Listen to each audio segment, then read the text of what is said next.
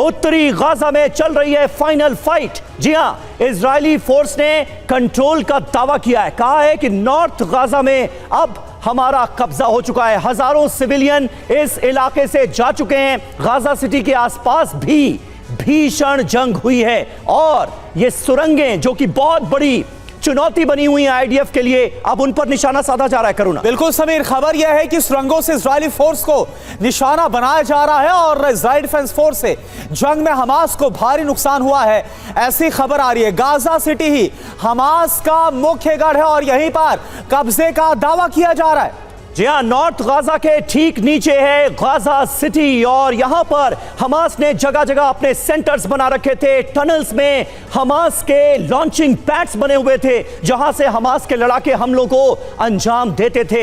हमारे साथ इस वक्त कई खास मेहमान जुड़ चुके हैं, जल्दी से उनसे आपका तारुफ करा दें। लेफ्टिनेंट जनरल वीके चतुर्वेदी साहब हमारे साथ मौजूद हैं, ब्रिगेडियर डीएस त्रिपाठी साहब हमारे साथ जुड़ चुके हैं, महेश सचदेव पूर्व राजदूत भी हमें ज्वाइन कर रहे हैं। सबसे पहले चतुर्वेदी जी आपसे जानना चाहेंगे, क्योंकि अब नॉर्थ गाजा पर पूरी तरह से आईडीएफ के कब्जे की खबरें आने लगी हैं। ये टनल्स जो हैं इनके बारे में जरा हमारे दर्शकों को बताइए, क्योंकि इनके बारे में हमास के जो बड़े बड़े नेता हैं वो दोहा में बैठकर खुद ये मान रहे हैं कि ये टनल्स हमने आम नागरिकों के लिए थोड़ी बनवाई थी, ये तो हमने हमास के लड़ाकों के लिए बनवाई थी। मतलब जिनके लिए लड़ाई लड़ने की बात की जा रही है उनको मौत के मुंह में छोड़कर हमास के लड़ाके ईरान के इशारे पर इजराइल से लड़ाई लड़ रहे हैं क्या?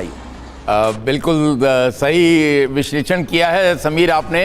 ये टनल्स हमास के जो लड़ने वाले हैं, लड़ाकू हैं, उन लोगों के लिए ही बनाई गई थी और डिफेंस के लिए, ऑफेंसिव के लिए।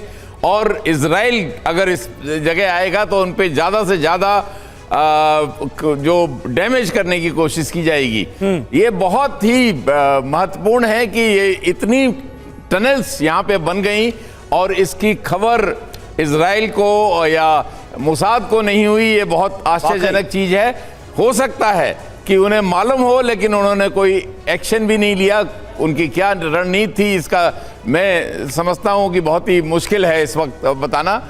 आज के दिन जो टनल्स बनी हुई हैं इनको न्यूट्रलाइज करना बहुत महत्वपूर्ण है एयर से, क्योंकि ये कुछ टनल ऐसी हैं जो कि कम से कम 150 फीट नीचे जमीन के हैं। वहां पे पेनिट्रेटिंग बॉम्ब भी वहां पे इतना ज्यादा वो नहीं करें, उसको फिजिकली ही आपने न्यूट्रलाइज तो आपको लगता है कि इन तमाम सुरंगों को पूरी तरह से नष्ट करने के बाद ही आईडीएफ की तरफ से यह कहा गया होगा कि अब नॉर्थ गाजा पर हमारा कब्जा है, हमास की नहीं चल रही?